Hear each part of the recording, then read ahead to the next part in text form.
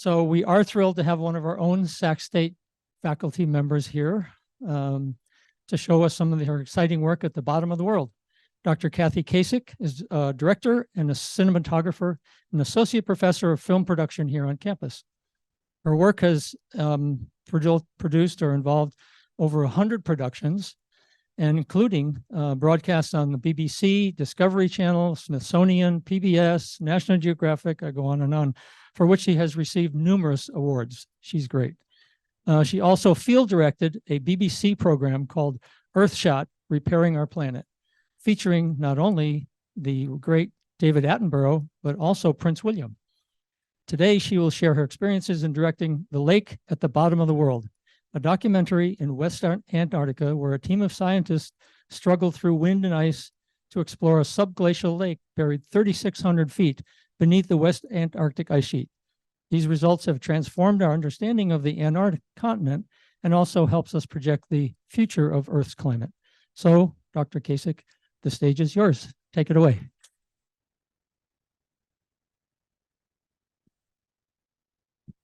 Hi, thank you so much for coming today. And thank you to all of you for having me. It's wonderful to be here. Actually, my office is on the 5th floor of this building, but I've never taught in this lecture hall, so this is fun. And I was just wondering if I could get a show of hands of who in here is a scientist by training? Okay, how about an engineer and an artist? And how about somebody who does like logistics and operations kinds of things? Used to? Yeah, okay. The camera's not working? Oh. All right, yay. Thank you, Janet. Okay, so. You're gonna be over there? Yeah, yes, I think I will be. Sorry, I do move around a bit. So today I'm going to talk to you about a project that I was involved in starting in 2015, and I'm still doing things around it, as you can see today. So hang on one second. Let me just go to the PowerPoint. Is that okay if I just get out of here and then it's still playing, right? Okay.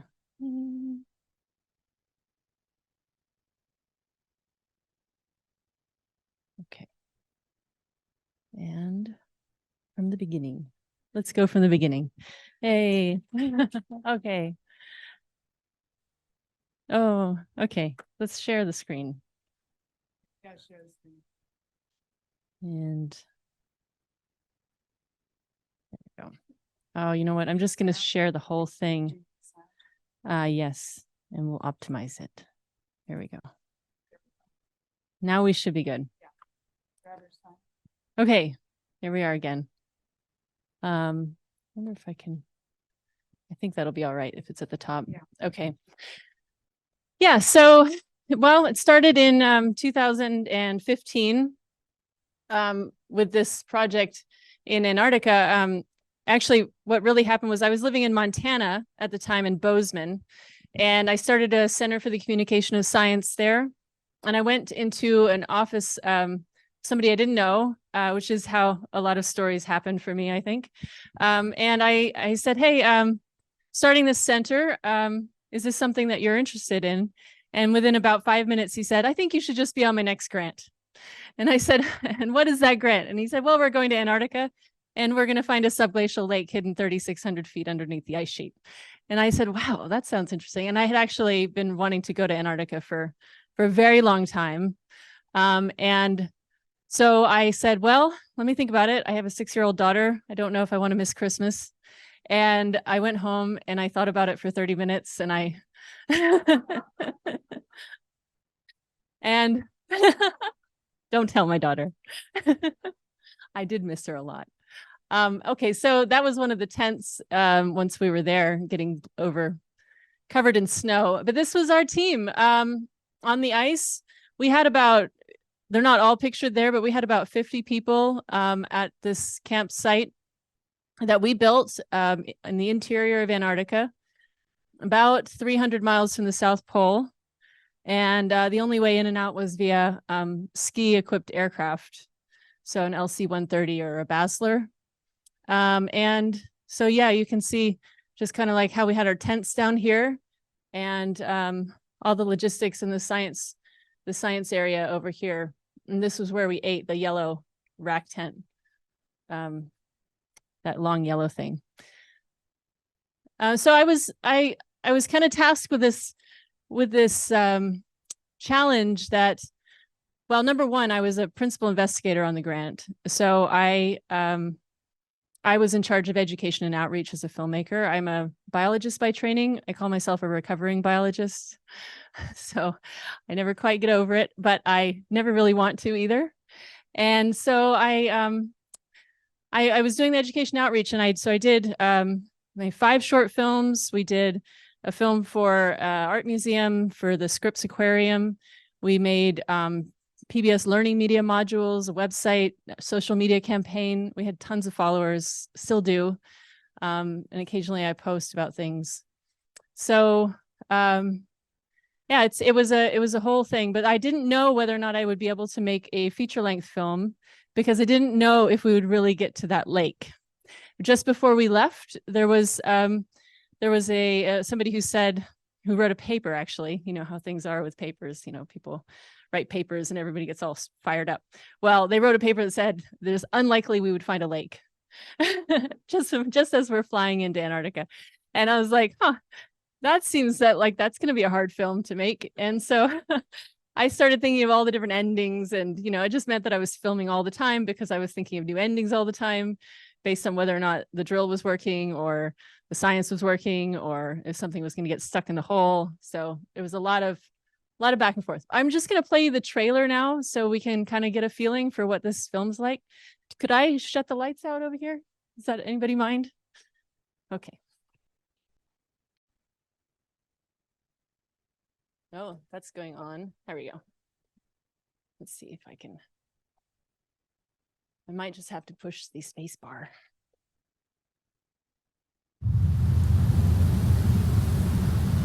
When you have a continent that's almost completely covered by ice, and all that ice has the potential to melt, you certainly want to understand its history. 15 years ago, people didn't believe there was much water under the ice sheet, and nobody really thought there was life.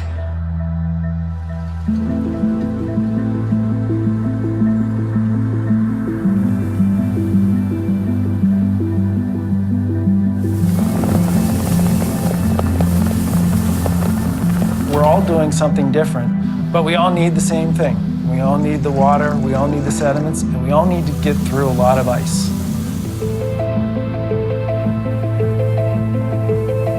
Some of the largest lakes on our planet are under this ice. If we do the best we can, we're advancing science, I guarantee you. 3 a.m. playing with mud, living the absolute dream. It's a complicated mechanical system that, if it breaks, you're in the middle of nowhere to fix. You only get one chance. That is way different than I pictured it. Everyone thought it was this big, dead, benign block of ice. But there's some big lakes under this ice. And we just have to get there.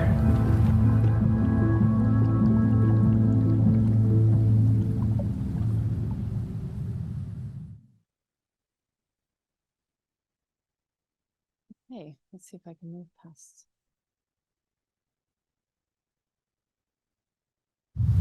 There we go. Okay.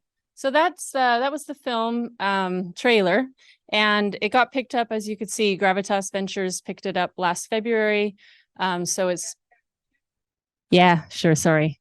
So it got picked up by Gravitas Ventures last February, and they have now distributed it to Amazon Prime, iTunes, Vudu, Google Play, and a bunch of cable channels, as well as all kinds of places worldwide, not mentioned there. But so that's been a huge success for the film, and it started here with this group of people. So As I told you, I was living in Montana when it started in 2015. We went to the field in 2018. This guy here, Billy Collins. Sorry, I remember I won't point at this thing because the Zoom people can't see it. But so Billy Collins was my grad student, and he also was an intern. I used to be a director of film arts at an art center in Montana called Tippett Rise. And he was also there. So I worked with him for a number of years before he came with me. And then Kevin was here at Sac State as a master's student in communication studies. Elizabeth is in San Francisco and Panama. And Sean Wells is in San Francisco. Kathy Trainer was our social media person. We actually would take images in the field, write blogs. Once a week, we had an LC-130 plane come in and drop food for us. And we would give the pilot our pictures on a thumb drive. And then those pictures would go to McMurdo Station in Antarctica. And then they would get uploaded to Google Drive, and Kathy Trainer in Montana would download them and put them on social media. So that was fun. And then this is Pat McGill. He was an undergrad here, graduated now, but he did a lot of logging for the film. Just, organizing our footage. Molly Fagan was doing social media once the film came out and created our website. Tony is in New York City and edited the film. And we did this during COVID, so it didn't really matter where anybody was. And so he's actually editing my next film too. And this is Jason McDaniel. He's in Colorado. Again, we did this during COVID. So he's the sound designer. And as you'll see, the sound design was really important to me. I started in sound, so I can talk about that in a minute. But so this is from the MIT co-creation studio. This is how I like to think of making films. So I feel like I've done the whole spectrum. So here is on the left side, the mostly media maker driven, where it's the filmmaker that decides everything. And then on the very far side is the mostly partner driven, where you're kind of doing a promotional film for someone or a commercial of some kind. And then in the middle is co-creation. And co-creation is kind of what I strive for, because I think in the end, you make something that is a collaboration that takes all of the minds together. And I think it's not an accident that it's sort of like the highest point on this curve, because I think it really does mean that everybody comes together and you create something that's potentially better than you could do by yourself. So the other thing that I like to think about is the scientist. The scientist doesn't just go down, but goes up and down in this little submarine by an iceberg, getting to know all the intimate details of what most people can't see. And the non-scientist is up in the sailboat on the surface, just enjoying the tip of the iceberg. And then the artist scientist maybe has a little yellow submarine and goes and chats to the person up in the sailboat, and then meets up with the scientist. But the problem is society is heading towards the iceberg. And so my job is to try to reach as many people as possible, to try to share what I'm doing, what they're doing, and to try to have this co-creation and collaboration amongst everyone, so that we can try to understand each other better.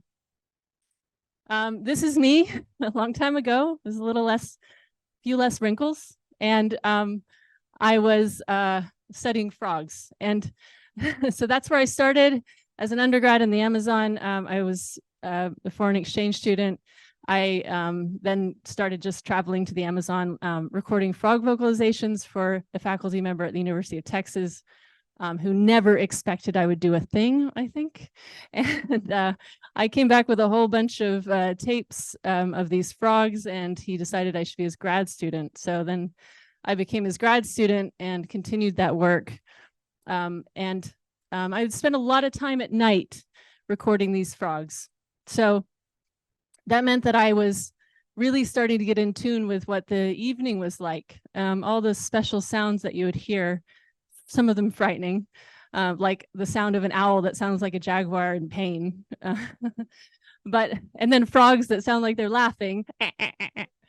The one that I studied went like this. And that was when it was really sounding sexy. Anyway, so that was really fun. And I started thinking, actually, I really just enjoy doing what I just did. And I enjoy just sharing things like that. And so I became a filmmaker, and I moved up to Montana to attend a graduate program in science and natural history filmmaking. And then started working for the BBC and doing things like that. But what really became clear to me was that I felt strongly that films should display what they're capable of, which is the sensory aspect of filmmaking, you know, the visual and the sound, the auditory aspects. And I'm not the first one to have thought that.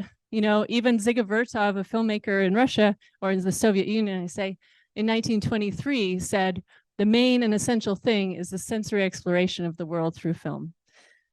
That's what film can do for us. It's not really the medium if you only want to get across an intellectual pursuit. It can work, but it needs emotion and it needs the senses to be able to really be successful. So a film theorist said once, Anne Rutherford, she said, cinema is not only about telling a story, it's about creating an affect, an event, a moment which lodges itself under the skin of the spectator. And I like that. I think the more I've grown in my career, the more I've then reflected back on the work that I've done and reflected on what I like doing. And I think thanks in part to going to a lot of film theory conferences with people who really don't make films but like to talk about them. And and I really enjoy talking to those people because, yeah, you get to know a little deeper, you know, what's really behind things. And sometimes they don't realize, no, that's not done that way. It was just simply the filmmaker couldn't do any better, you know, something like that. Anyway, so we talk like that about things. But so I think that this is a shot of a violin and from the art center that I worked at.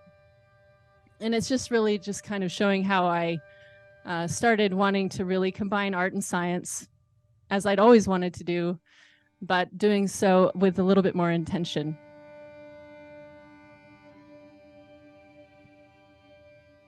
I did a lot of fun nighttime lapses at Tippett Rise. Sorry, this microphone, I'm not used to it as much. Okay, that went really fast. Did everybody see that? Here, I'll try again. So I started realizing that the way I make films is something that I now call sensory verite. And it comes from these two terms. One of them I also made up, called sensory biophilia, and cinema verite, which is a term that's been around since the 60s. And together they create sensory verite. And sensory verite is something I'd like to talk to you about because that's what my film, The Lake at the Bottom of the World, employs. So let's just start first with sensory filmmaking. So sensory filmmaking includes things like mimesis and synesthesia. So what do I mean? I'm sure some of you already know, but I'm going to just tell you anyway. So mimesis is something that allows us to look at, say, a screen, for example, and feel as though we are on that screen because our mirror neurons are firing in sympathy with it. It's how we learn when we're young. It's how we learn now. We can watch things and feel as though we are there with them if we relate enough to them. So when you watch, say, movement on screen, you can have sort of like a proprioception and feel as though it's your own body moving. And then another aspect that I like to think about is haptic visuality. It's a term created by Laura Marx, a film theorist. And she says that you can create images that make you feel as though you could touch them. And so this one, once we get past the hat falling off, you'll see what I'm talking about. But it's just that kind of sense of having something really tactile. And, you know, you could almost feel the horse's mane here as the wind blows through.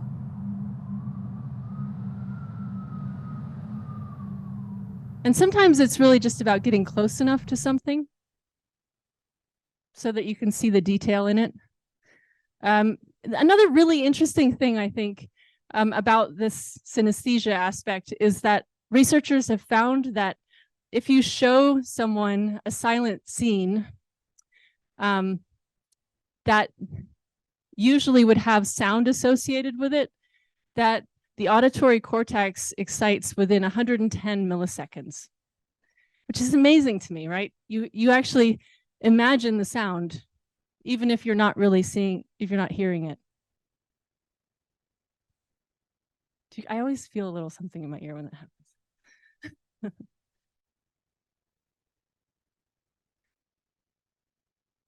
Okay, so now I come to the part where I think a little bit more about sensory biophilia, that word I told you about, or that term. And I wanted to make Antarctica as a character. And I realized that as a former biologist, I often think about it like that anyway, because I'm always thinking about the fact that the place where we live, the Earth, is part of us, so much so that it shouldn't be excluded from any film as a character. And so, of course, Antarctica is a character that most people can't ignore. And so sensory biophilia then is an eco-cinematic approach to decentralizing humans and focusing instead on a sensory depiction of an ecosystem. So it's basically like if you were just going to have a whole film about sensory biophilia, it would really, humans would feel like the little ants, you know, rather than the big people that we usually allow ourselves to be. So the word biophilia comes from E.O. Wilson. E.O. Wilson came up with that word. Well, at least he used it. He employed it in his work. And it really just means that we have an innate affiliation with nature, that we naturally affiliate with nature or nature-like things. So I like this quote from him. He says, "The truth is that we never conquered the world, never understood it. We only think we have control. We do not even know why we respond a certain way to other organisms and need them in diverse ways so deeply." It's got something to do with our human hubris, I think. So the other part of sensory verite then is the cinema verite term I told you about. Really comes from 1920s Soviet Union and Dziga Vertov, but launched forward to the 1960s, and that's the cinema verite term that we have today. In the Soviet term, it was Kino Pravda. But cinema verite was taken on by a filmmaker named Jean Rouch. And he says, I resonate with this quote.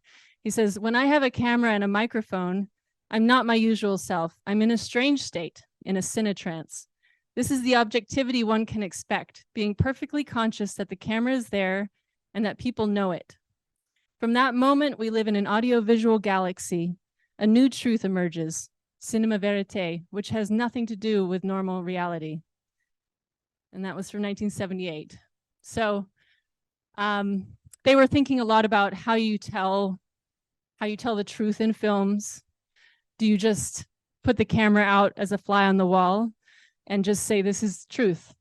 Or do you say that the camera is actually there and we all know it, and it becomes a whole new reality that way? And the camera actually changes reality. And I think this is funny because when I was in Antarctica, we said the project's name was SALSA, and it stood for, you can say this really fast later, Subglacial Antarctic Lakes Scientific Access. And that has no I. So John Priscu, the chief scientist who I met in Montana, who was the one who was responsible for me being there, would always say, "There's no I in salsa." And it is true, right? We all were there. We all had a part. And he would say it to me. He was always so determined that I was one of the PIs, which I was, but he led that way, which is different, I think. And he said, "Kathy, you too." And I said, "Well, are you sure about that, John? Really? I mean, you guys could do this all by yourself without me." He said, "No, you're the camera being there is changing things." And I think he's right in the end. He said, "We have had the best field season. People are all getting along with each other because you're always filming." So right, okay. Anyway, so maybe that was a good thing. So that's what cinema verite is essentially, is it's the co-creation, that thing that I was telling you about earlier. It's why I like this so much. And it eliminates the pretense of truth by creating a new reality. And so you don't pretend to hide the camera from the film. You maybe take long takes because editing sometimes breaks up reality and it makes it feel like, oh, this is all pieced together and oh, I don't know if I can believe the film. Well, if you have one long take, you kind of believe the film. There's a voiceover by the filmmaker or the subject. So the voice is important. There's voice via interview potentially. And voice is something that is, you know, some people don't like to use voice in films about people. And so I respond to that by this quote by David McDougall. And he says, voices are more completely embodied in a film than faces, for the voice belongs to the body. Visual images of people, by contrast, result only from a reflection of light from their bodies. In a corporeal sense, then, these images are passive and secondary, whereas a voice emanates actively from within the body itself. It is a product of the body. So, very theoretical sounding, I know, but when you're a filmmaker and you're just filming all kinds of stuff, it makes sense. It's like, yeah, you need more than just people's faces. You need who they are and why they're there and the context behind things. And especially in a science film, you really need to know what's going on. So there you go. There's sensory verite. It's a comprehensive approach to sensory exploration within an ecosystem, employing sensory biophilia and cinema verite. Here's a clip from the film. This is showing the co-creation aspect. So he's melting snow, and it's filled this, and that's our start water for the drill.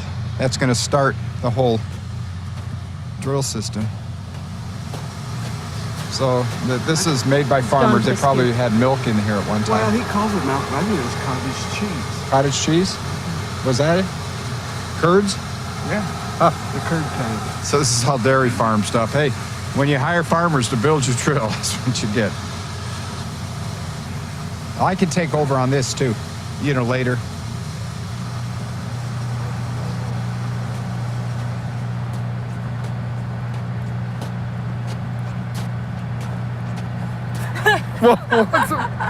You're easy to startle.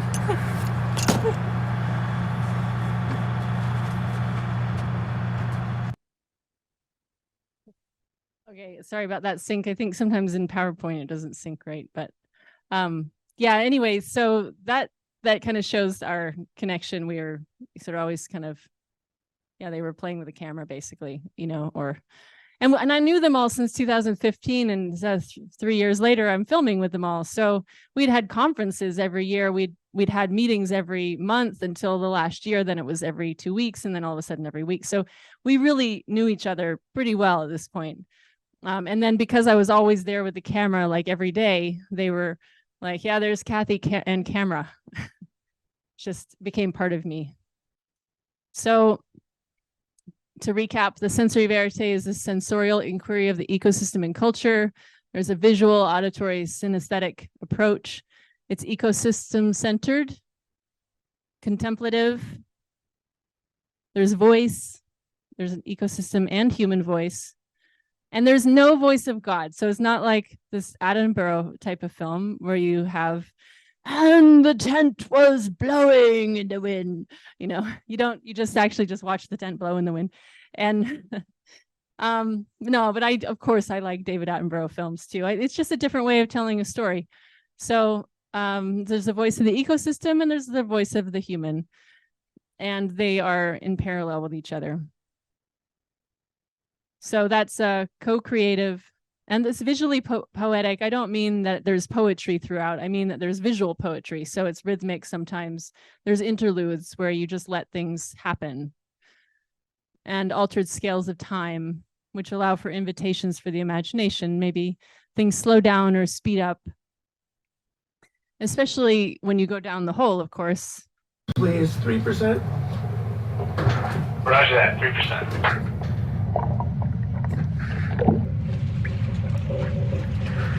I think that says it's 1 at 2.3.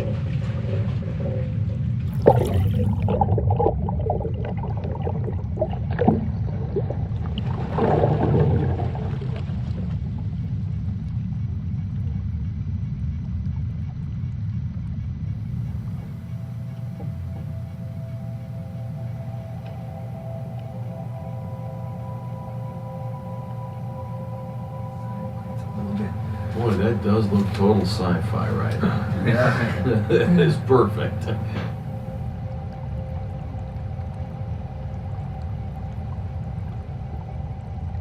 It's a pretty tough place to live, huh? No light, under 1,000 meters of ice. You know, life's pretty tenacious, microbial life. You know, the microbial world's everywhere. And it just doesn't make sense that a continent this big has no life.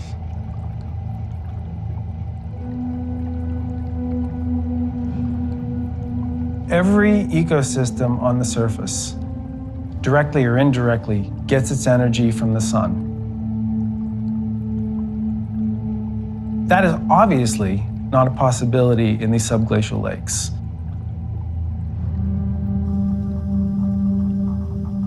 If you were a microbe living in subglacial Lake Mercer, you would never see the sun. It's always dark down there, and the temperature is probably just below what we would consider freezing at the surface. And so it's very dark, very cold, very isolated.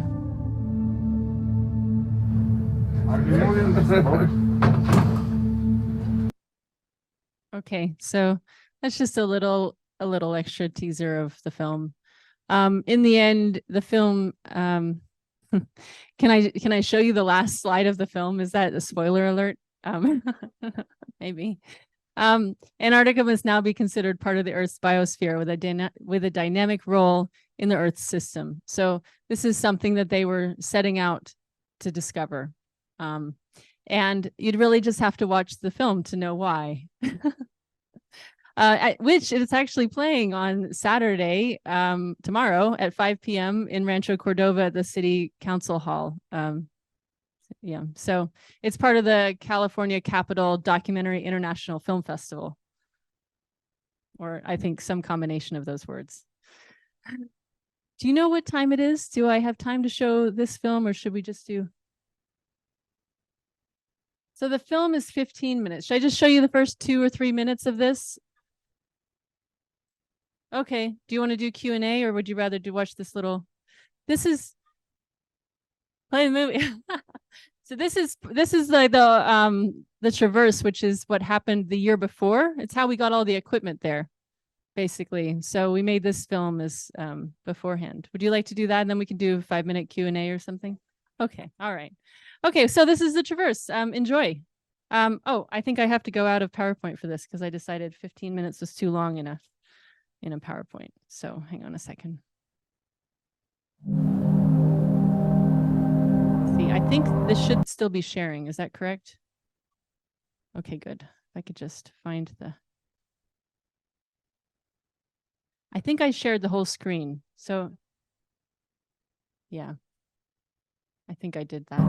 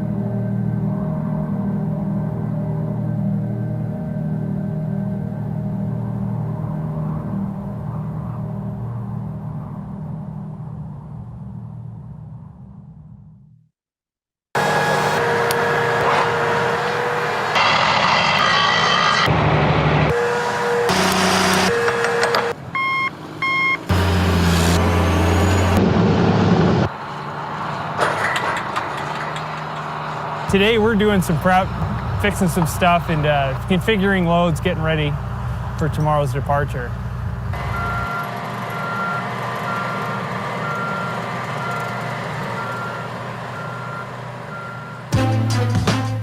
A traverse is a way to move large amounts of equipment out to deep field and remote sites for research. It's pretty much the only way, so we have tractor trains that'll take stuff out there. They need stuff out there, so we're the ones to take it to them.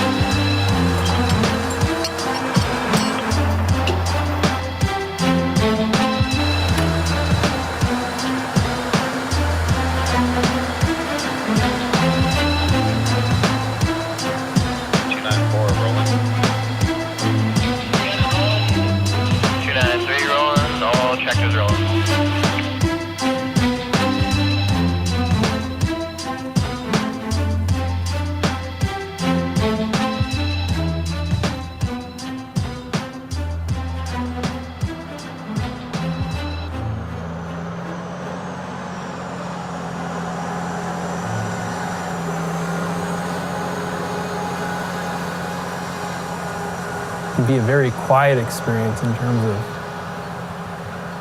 communication and verbal interaction. But even though the fan's running and the engine's running and you can always hear some sort of noise, it is a very introspective and quiet experience.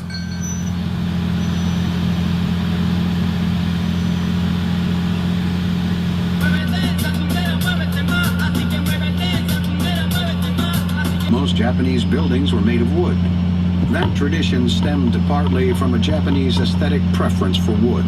I'm sorry, Miss Jackson. Ooh, I am for real. Never meant to make your daughter cry. I apologize a trillion times. Got a special thing going on. You say it's puppy love. We say it's full grown.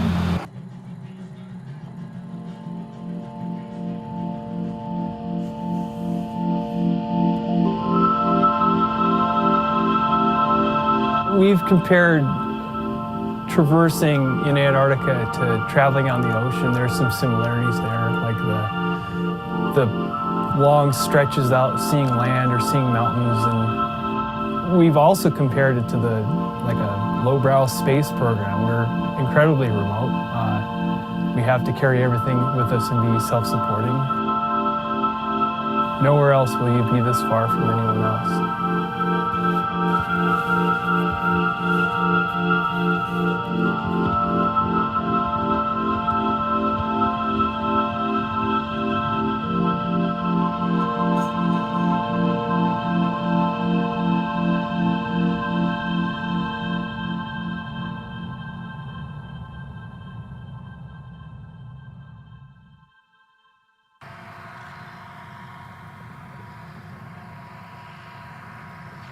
Skip our 10 o'clock load check because we're going to just keep rolling to that camp at the shear margin. It's only a few miles beyond our 10 o'clock range. So a shear zone is a place where two ice streams are coming together and they travel at slightly different speeds. And where they're traveling at those different speeds, it creates friction between the two of them. And that friction causes crevasses to kind of open up. We've got a radar that we're going to be pushing in front of us and looking through the snow down about 60 feet to see if there's any crevasses that are shown down there.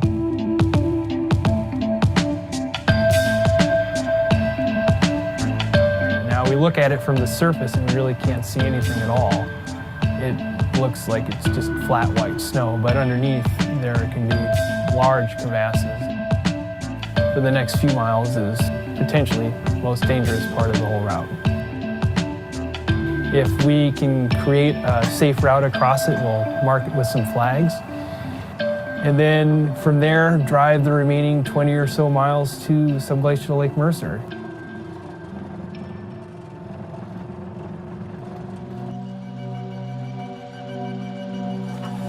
And you're still out there. Moving along. Well, today was a little bit slower of a day with scouting out the shear zone. So, making some bread today.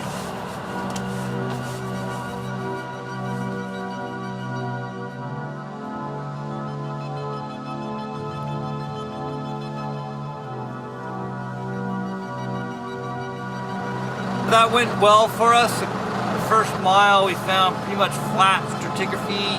After that we found there were some interesting features. We didn't find any crevasses, so crossing looks really good for tomorrow.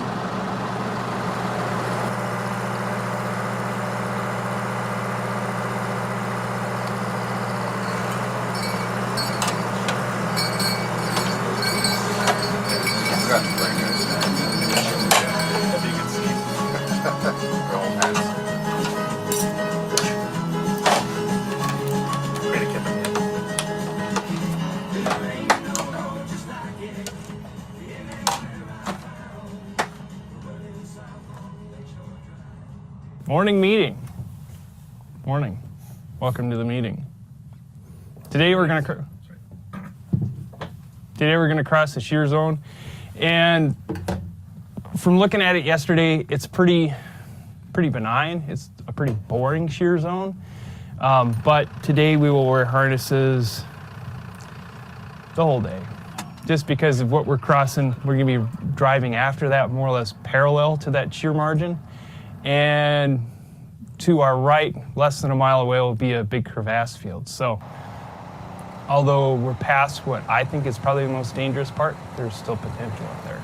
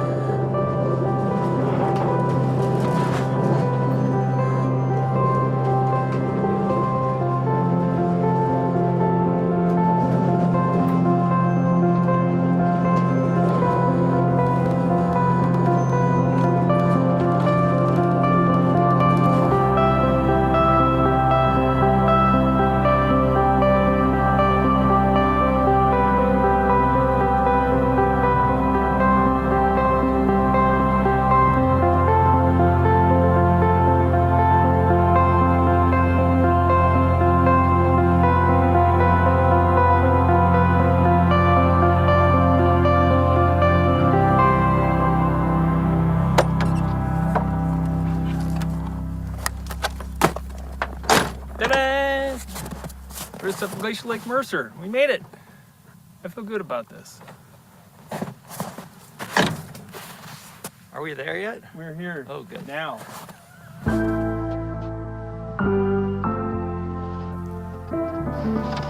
So now that we're at Subglacial Lake Mercer, we're working at building the runway that's going to be used next year for ski-equipped aircraft. We're also compacting the site where the camp is going to be next year, so they don't have to set it up on some soft snow. And we're building mounds of snow, or called berms, to put the drilling equipment that we'll have out here on, so they can stay the winter and not be too drifted by the time you come get it. Smack up, salsa camp. Salsa camp, how are you this morning? Excellent. We'd like to wish everyone a satisfactory Christmas.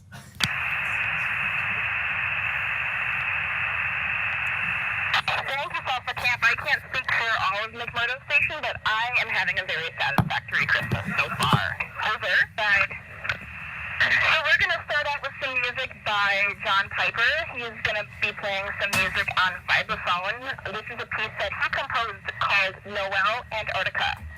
John Piper.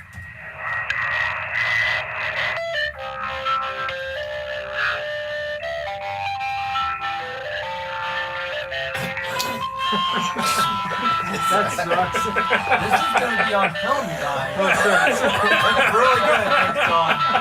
Oh, it's wonderful. So working in the field camps here on this program is pretty unique. We live and work and eat and play all together. And when you do that, you build really intense relationships and really close friendships and really good working relationships with people.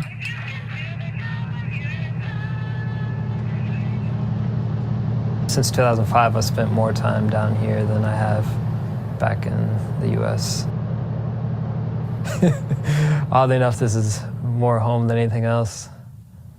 I'll be in Antarctica for the next few years more than I will be in any other country. This year, 2018, I'll be in Antarctica for 11 of the 12 months. There are people that have very different lives back home, and when they come down here, they do something very different. And it's the content of your character, not what you have materially, that matters down here. It's not even what you were before, it's what you can do now.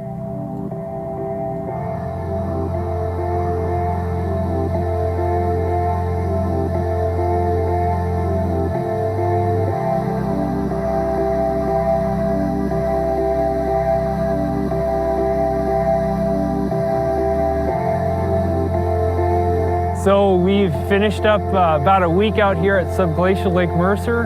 We built the runway for next year, compacted the site for the drill next year, and built some berms and staged a lot of the equipment for next year on it. And now we're heading back to Camp 20 on the South Pole Traverse route, where some folks are going to fly out in a few days.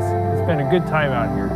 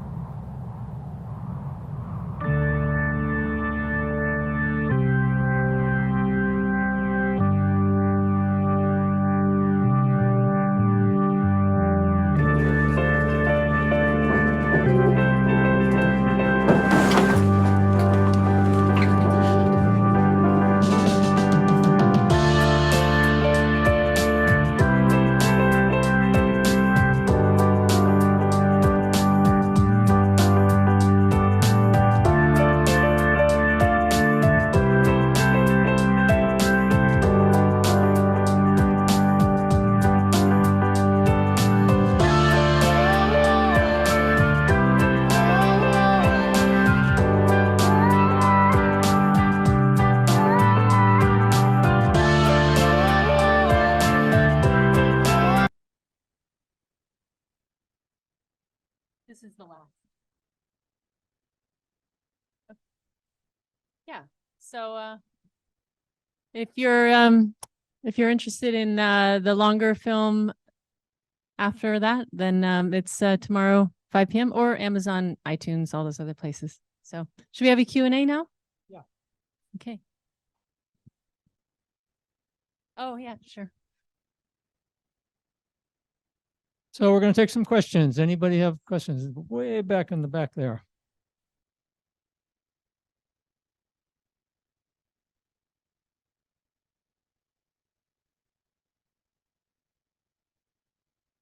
I'm interested in the borehole exploration.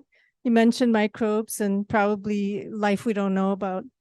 Was there a sanitization protocol that you followed both for the drill rig, the drill bit, and the camera that appeared to go into the water? Yeah, there were multiple avenues of sanitation, and so the water, the drill water, was melted snow. It had to go through a UV system. In the film, we show the whole system that it goes through, and then on top of that, there was a really big UV collar at the entrance to the hole, and we would turn that on anytime anything was going down the hole. And they also use hydrogen peroxide for anything. They sprayed everything down beforehand. So, and we all had Tyvek suits on, so yeah. Hello, I'm Jim. Hi. They're dressed like a Montana spring. How cold is it? Yeah, it was like a Montana winter. Yeah, it felt like I didn't actually have a thermometer with me, but I hear it was somewhere between 0 and 20, depending on the day, Fahrenheit. When it was windy though, it was really cold because the wind was really strong. It was, you could see the tents, like they were just blown. The snow was just blowing over. One day I woke up and my tent was just covered with snow. My boots were covered with snow in the little footwell. If you sit there too long without a good snow wall, then your tent's going to get buried. So yeah, so when the sun wasn't out, it was cold. When it was windy, really, That's all I can say. I mean, I don't know what the wind chill was. We didn't have good weather forecasters with us. I have a question. So you got 3,600 feet down and there's a lake. How deep was the lake? 45 feet. Okay. And how large was it? Could you tell? No, don't know exactly. Probably, I think it was like 2 football fields ish. But I don't think we fully know that. No answer. LiDAR or anything else to measure? No, Matt Siegfried, who's the glaciologist, might tell me I'm wrong about that, but I don't remember a good number for that. Okay. Yeah. Anybody else? Our illustrious president. Thank you, Tom. How did they know where the lake was? How did they detect it? So they use satellites in space, ISAT-2, beam down, and the reflections from the ice field or the ice sheet would come back up, and there were flat spots in the ice, and those would raise and lower occasionally. And so they inferred that they were lakes. And then there was a number, the glaciologist Matt Siegfried also would go out with certain GPS indicators to try to figure out like just how high that was rising and lowering. And so he had an estimate for how deep the lake was, but he really didn't know. None of us knew until we were there drilling into the lake, really. I mean, so when that paper came out that said we wouldn't find water, there was all of us had worry in that moment.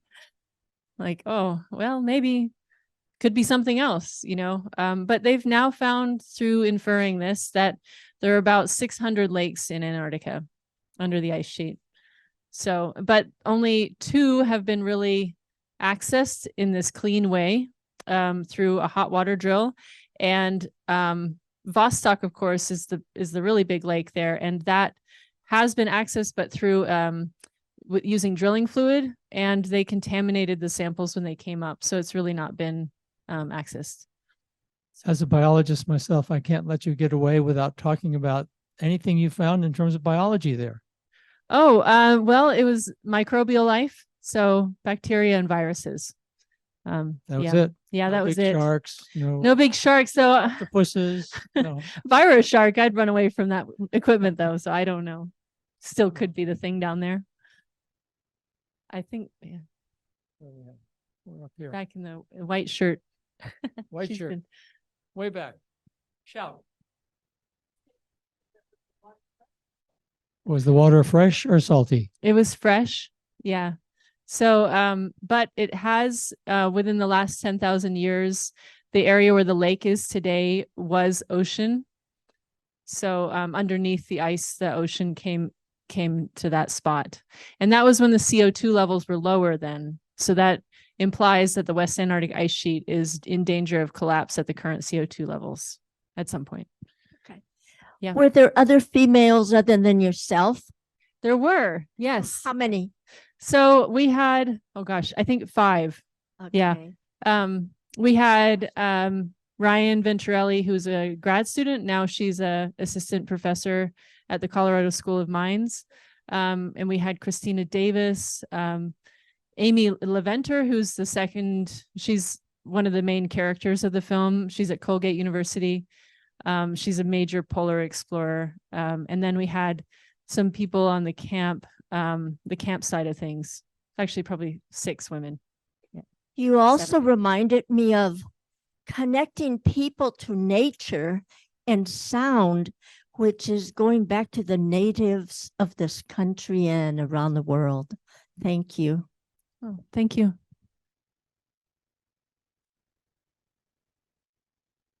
Thank you for a great talk. Can you tell us in really simple terms, what are the physics of some place that's 3,000 feet below ice and still somehow fluid? How does that work?